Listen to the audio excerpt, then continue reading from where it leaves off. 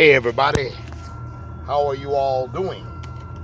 How are you? How are you? How are you? How are you doing? Listen, Jimmy McCartney, do you know him? I didn't think so. Let me introduce you to him. Correctional Officer Jimmy McCartney, McCartney, in case you didn't know how to spell it. Jimmy McCartney is a cancer that needs to be excised from the body of corrections. He is an evil doer. He is one of the most wicked, pernicious racists I've ever encountered in my lifetime. He works currently at New Folsom State Prison. Again, his name is Jimmy McCartney. He's ignorant, trailer trash. He's a tobacco chewing, pickup truck driving, no t-shirt wearing, stomp jumping, hillbilly racist, trailer trash, bottom feeder, gutter dweller. One of the sickest, most sadistic, evil personalities I have ever in my lifetime encountered would be Jimmy McCartney. He's a devil on steroids. And he had the audacity, the unmitigated gall, the temerity to one day strike up a conversation with me by telling me that he did not believe that President Obama was American. I lit him up. I set him on fire, oratorically. Rhetorically, I killed him. That's all I can tell you. I killed him. I had to assassinate him. I just couldn't let that go by. And he hated me from thenceforth. That set a trail of events into play that led to me leaving that prison. Glory be to God for the things which he has done. What an evil man.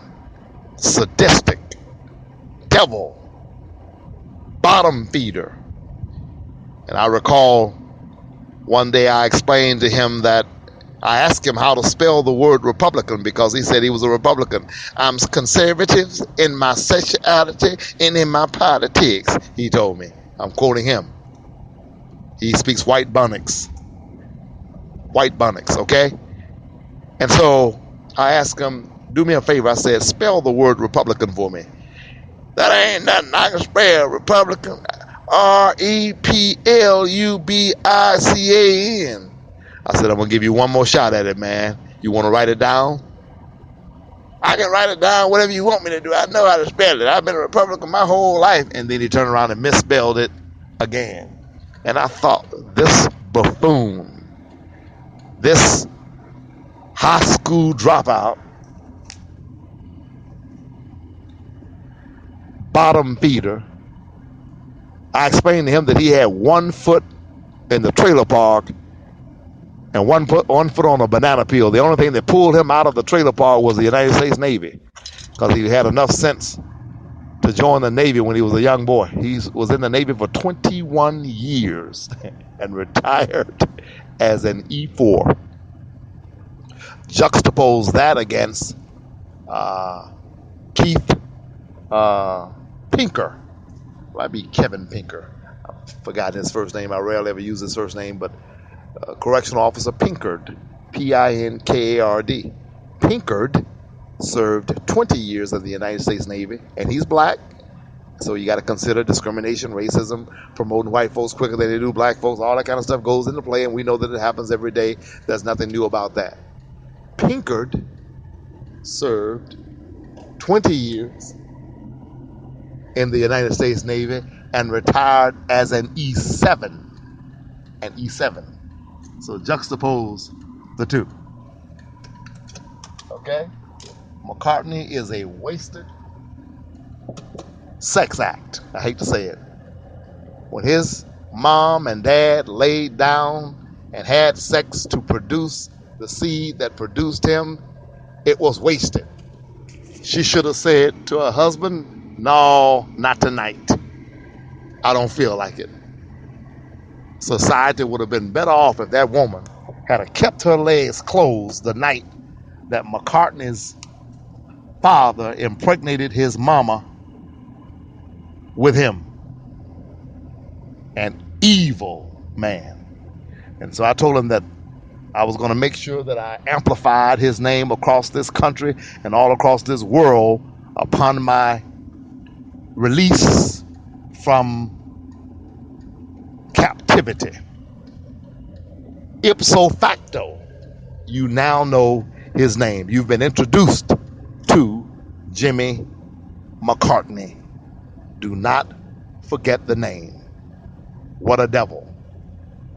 And now his son is working at the prison. This is what happens when you get these guys who barely made it out of the trailer park. And if anybody thinks I'm looking down on people in trailer parks, then you don't know me. You haven't listened to this podcast many times, and you probably should just tune out if you think that's what I'm doing. I'm talking about an individual, a hate-filled individual. These guys who make it out of the trailer park and get a good state job, then what they do is they bring their whole families there. And the problem with a guy like McCartney is all of his racism and his prejudice and his biases have been passed down through his seed, which means that New Folsom State Prison will have two devils from the McCartney family working at New Folsom State Prison right now. McCartney probably has about 3 or 4 more years before he retires and goes on to live racily ever after, or racistly ever after, I should say. What a devil. What a devil. And the sad story is there are inmates who are African American in New Folsom State Prison right now who are being victimized by Jimmy McCartney. They're being victimized by Joseph Stratton, another devil, a devil in high def. Sergeant Joseph Stratton. By now, the CDC has probably promoted his behind to lieutenant. He should have been fired a long time ago. He's a devil. He brought embarrassment and shame on the Department of Corrections. If his father had not been the chief deputy warden, George Stratton, another Klansman, Stratton would have been fired a long time ago. Nepotism is an everyday thing in the Department of Corrections. So I wanted to introduce you to Joseph Stratton, devil number 1 actually, Jimmy McCartney, devil number 2, George Stratton, devil number 3, Ross Myers, associate warden at New Folsom State Prison, perhaps retired by now, devil number 4, Captain Jones, a little short female who's one of the shortest devils I ever met, devil number 5. I could go on and on. Lieutenant Conrad, another devil. New Folsom State Prison is filled with devilish guards. And when I look back on how I survived it and thrived in the midst of it, I realized that if it had not been for the Lord that was on my side, those Klansmen would have swallowed me up. They would have hung me out. And trust me, they tried some stuff. But every time the enemy came in like a flood, the Lord lifted up a standard against them.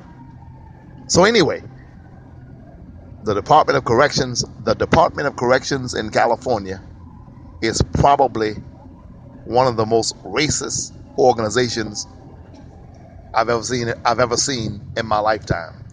And departments of corrections across the country are a reflection and a microcosm of the California Department of Correction, which is one of the largest correctional systems in the country. I think they compete closely with New York, perhaps Illinois and Texas. But racist people flock to the prison system as guards. There's just something about being able to tell men what to do, when to do it, how to do it, where to go, what to say, what not to say. Guards flock to that. Racists flock to that kind of job. And so you're going to always find a bunch of Klansmen in the prison system. What makes me very upset, what bothers me, what perturbs me and disturbs me is the fact that a lot of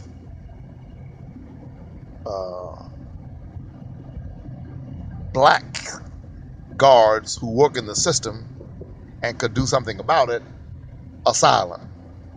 They're afraid of their own shadows. Not all of them, a lot of them are afraid of their own shadows. Shout out to O'Neal Claiborne. O'Neal Claiborne should be retired by now, so I can call his name. And even if he's not retired, what are they going to do about it? He's not calling my name. I'm calling his name. A great, great man, a good correctional officer. African American, solid. Very, very good guy.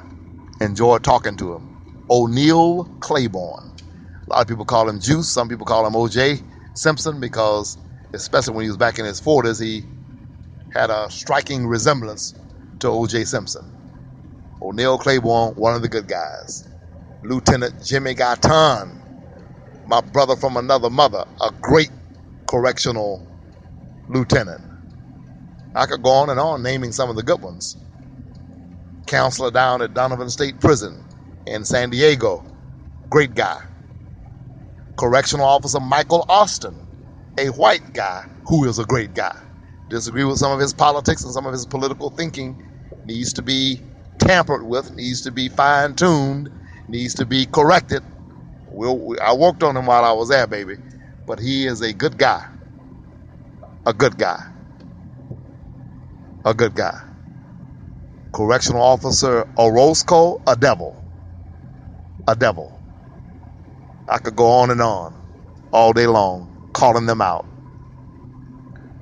Perhaps, arguably, the worst human being I ever met inside a prison cell was Marion E. Spearman.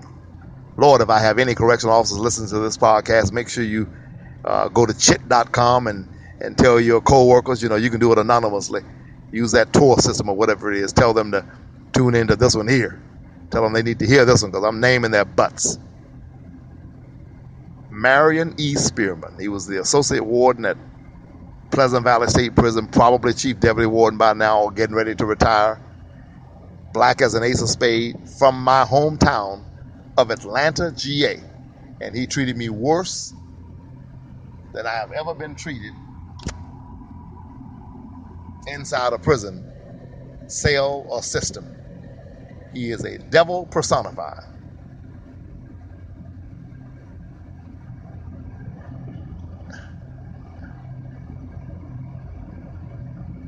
A wicked man. Marion, Marion E. Spearman, Spearman. If you ever see him, run the other way. He's a devil. He's a devil. Somebody told me one time that somebody took him out and shot him in the top of his head and then hung him by his testicles. That's what I heard another inmate say. I don't agree with that. I believe in non-violence. Disclaimer, full disclosure. I believe in non-violent social change. I believe that violence is never, ever the answer. But Spearman is another one. His mama should have said, no, y'all. I'm serious. She should have said, no, not tonight, honey. Not tonight. She should have kept those legs closed. She should have kept them closed. I'm telling you, the earth would be better. The earth would be cleaner. The earth would be more solid. The earth would be more peaceful. The earth would be more happy. The angels in heaven would be dancing. If that man's mama would have just kept them legs closed that night. Hate to say that. Maybe the angels wouldn't be dancing. I'll take that back. I don't want to lie on the angels now. But the world would be better off. Marion E. Spearman is an Uncle Tom Supreme. I even asked him once, did he know what an Uncle Tom was? And he gave the wrong definition. Somebody who forgot where they came from. It's not an Uncle Tom. Look it up. Google it. I don't have time to elucidate that particular matter in the time slot that we have available to do this particular podcast. May I take a moment to thank all of my listeners in Switzerland? Ask you to please, I'm waiting on you, Switzerland. I'm waiting on the Swiss. Send me an email to shermandmanning@gmail.com. If you are in Switzerland catching this podcast, listening on demand, however you're getting it, please send me an email to simply say, I heard you.